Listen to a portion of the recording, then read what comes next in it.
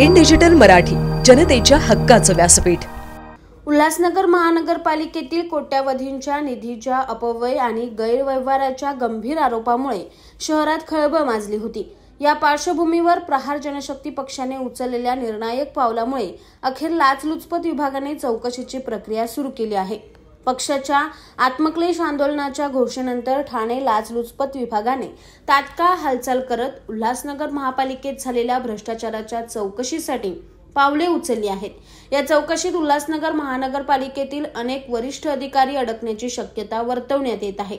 उल्हासनगर महानगरपालिकेतील भ्रष्टाचाराच्या गंभीर आरोपावरून प्रहार जनशक्ती पक्षाने थेट लढाईचा मार्ग अवलंबला होता। नगरोत्थान, मूलभूत सुविधा आणि डॉक्टर बाबासाहेब आंबेडकर सामाजिक विकास योजना अंतर्गत मिळालेल्या कोट्यावधींच्या निधीचा अपव्यय आणि अपहार झाल्याच्या तक्रारीकडे दुर्लक्ष होत असल्याच्या आरोपावरून पक्षाने 15 ऑगस्ट रोजी आत्मक्लेश आंदोलनाची घोषणा केली होती।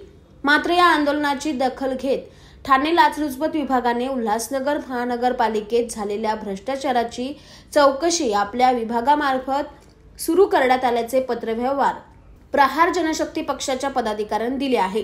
या चौकशीत अनेक मोठे अधिकारी कायद्याच्या कचाट्यात अडकण्याची शक्यता वर्तवली जात आहे।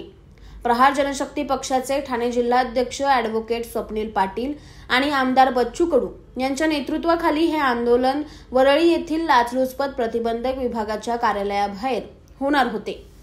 स्थानिक सामाजिक कार्यकर्त्यांनी वेळोवेळी ठाणे लाचलुचपत प्रतिबंधक विभागाला तक्रारी केल्या असूनही त्यांच्याकडून कोणतीही ठोस कारवाई करण्यात आली नाही। विशेषतः कार्यकारी अभियंता संदीप जाधव यांच्या विरुद्ध चौकशी अहवाल पाठवूनही महिनाभरापासून कोणताही निर्णय न घेण्यात आल्याने प्रहार जनशक्ती पक्षाचा रोष उफाळला होता।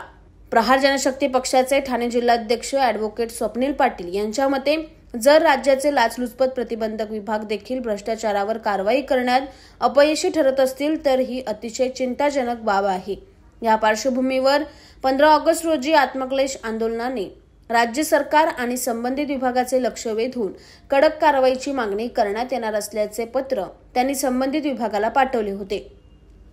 या पत्राची दखल घेत आज ठाणे लाचलुचपत विभागाचे पोलीस अधीक्षक सुनील लोखंडे यांनी प्रहार जनशक्ती संघटनेच्या पदाधिकाऱ्यांशी चर्चा करत उल्हासनगर महानगरपालिकेत झालेल्या कोट्यवधी रुपयांच्या भ्रष्टाचाराची चौकशी सुरू करण्यात आल्याचे पत्र त्यांना दिले आहे। या पत्रामुळे उल्हासनगर महानगरपालिकेत एकच खळबळ उडाली असून योग्य पद्धतीने चौकशी झाल्यास अनेक मोठे अधिकारी या चौकशीत अडकण्याची शक्यता आहे। पीडब्ल्यूडी विभागाच्या भ्रष्टाचाराबाबत आपण मागील काळामध्ये बघितले असेल की अनेक प्रेस कॉन्फरन्स झाल्या, अनेक आरोप प्रत्यारोप झाले, परंतु लाचलुचपत विभाग हे अद्यापपर्यंत तरी कारवाई करायला पुढे येत नव्हतं। परंतु प्रहार जनशक्ती पक्षाने महासंचालकांच्या विरोधामध्ये 15 ऑगस्टला ठेवलेल्या आंदोलनाच्या बाबीला लक्षात घेऊन महासंचालकांनी 13 ऑगस्ट 2024 रोजी पीडब्ल्यूडी विभागाचे आणि त्यांच्या अधिकाऱ्यांचे भ्रष्टाचाराबाबतची संपूर्ण चौकशी करायचे आदेश गठीत केलेले आहेत। त्याबाबत टीम गठीत केलेली आहे। तर ह्यामुळे आम्ही हे आंदोलन स्थगित केलेलं आहे। बघा, आतापर्यंत त्यांच्याशी संघर्ष हा कधी कोणी केलेला नव्हता। पत्र दिलेले होते, विचारणा केलेली होती, परंतु कारवाई अद्याप मात्र होत नव्हती।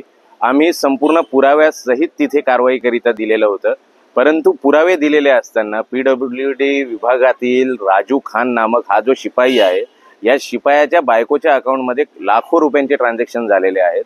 अनेक अशी बेनामी संपत्ती आहे। सगळ्या संपत्तीचा लेखाजोखा हा आम्ही अँटी करप्शनला दिल्यानंतर जर कारवाई होत नसेल तर संघर्ष हा अटळ होता आणि आमचा संघर्ष पाहता लाचलुचपत विभागाच्या महासंचालकांनी आमची मागणी मान्य केली आणि त्याबाबत त्यांनी चौकशीचे आदेश दिले। याबद्दल आम्ही त्यांचे खूप आभार व्यक्त करतो। परंतु महत्त्वाची बाब ही आहे की अँटी करप्शननी कारवाई न करण्यामागे खूप प्रमुख कारण आहे, कारण की उल्हासनगर, कल्याण, डोंबिवली या आसपासच्या परिसरामध्ये जे सिनियर पीआय आपण पाहिलेले आहेत, जे ट्रॅफिकमध्ये काम करत होते, जे उल्हासनगरच्या मध्यवर्ती कार्यालयामध्ये पोलीस स्टेशनमध्ये कार्यरत होते, अशा अधिकाऱ्यांना ठाणे अँटी करप्शननी अप्पर अधीक्षक म्हणून पदावरती ठेवलेलं आहे। अशा अधिकाऱ्यांच्या मार्फत जर चौकशी होणार असेल तर याच्यामध्ये खूप मोठी शंका निर्माण झालेली आहे।